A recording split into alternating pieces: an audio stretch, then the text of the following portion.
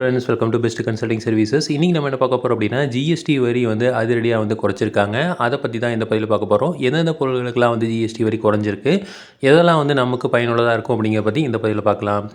So first வந்து GST வரி வந்து பார்த்திங்கன்னா 5%, 12%, 18%, அதுக்கப்புறம் 28% அப்படிங்கிற ஸ்லாப் 4 ஸ்லாப் வந்து வச்சுருந்தாங்க. அந்த ஸ்லாபை இப்போ 2 ஸ்லாபாக வந்து குறைச்சிருக்காங்க. அதாவது 5, 18 இந்த 2 ஸ்லாப் மட்டும்தான் இருக்குது. அது மட்டும் இல்லாமல் சில பொருட்களுக்கு மட்டும் வந்து 40% ஜிஎஸ்டி வரியை வந்து கொண்டு வந்திருக்காங்க. ஸோ அந்தபடி பார்த்திங்க அப்படின்னா பொதுமக்களுக்கு பயனளிக்கக்கூடிய வகையில் நிறையா பொருள்களோட ஜிஎஸ்டி வரியை வந்து குறைச்சிருக்காங்க. ஸோ இது வந்து ரொம்ப யூஸ்ஃபுல்லான ஒரு மூவாக தான் நம்ம பார்க்கலாம். ஸோ இப்போ இதில் வந்து மெயினாக எதுக்கெல்லாம் வந்து ஜிஎஸ்டி வந்து குறைச்சிருக்காங்க அப்படின்னா, ஃபஸ்ட்டு உயிர்காக்கும் மருந்துகளுக்கு வந்து ஜிஎஸ்டி வரியே வந்து கிடையாது அப்படின்னு சொல்லிட்டாங்க. அதுக்கப்புறம் பேண்டேஜ் அப்படிங்கிற மாதிரி மருத்துவ உபகரணங்களுக்கெல்லாம் வந்து பார்த்திங்கன்னா 5% வரி தான் வந்து வசூலிக்கப்படும் சொல்கிறாங்க. இதுக்கு முன்னாடி வந்து அதுக்கு 12% வந்து இருந்தது. இப்போ வந்து 5% ஜிஎஸ்டி வந்து போடுவாங்க.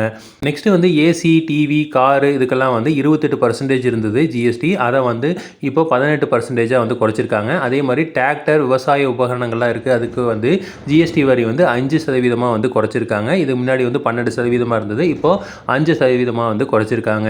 அதுக்கப்புறம் வந்து சாமானிய மக்களுக்கான பொருள்களுக்கான ஜிஎஸ்டி வரியும் வந்து 5% வந்து குறைச்சிருக்காங்க.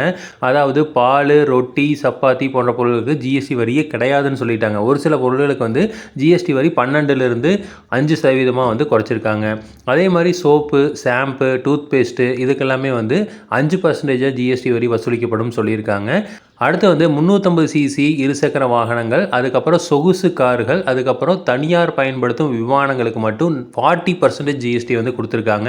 ஸோ மற்றதுக்கெல்லாம் ஜிஎஸ்டி வரியை வந்து குறைச்சிருக்காங்க. 28லேருந்து 18% வந்து குறைச்சிருக்காங்க.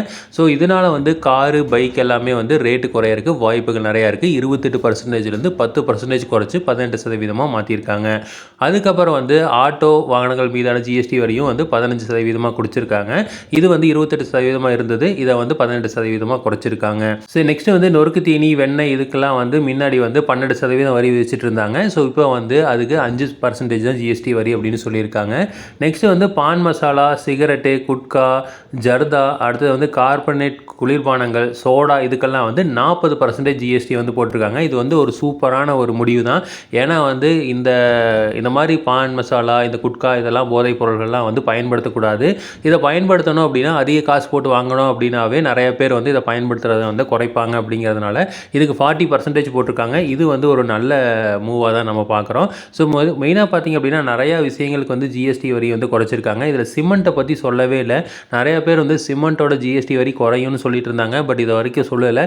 ஸோ இன்னமும் வந்து ஃபுல் லிஸ்ட் வெளியே வந்தால் தான் நமக்கு எந்தெந்த இதுக்கெல்லாம் வந்து தெளிவாக குறைச்சிருக்காங்க அப்படிங்கிறது தெளிவாக தெரியும். ஸோ இதே மாதிரி இன்ஃபர்மேஷன் உங்களுக்கு தொடர்ந்து வேணும் அப்படின்னு எங்கள் சேனலை சப்ஸ்கிரைப் பண்ணுங்கள். தேங்க்யூ.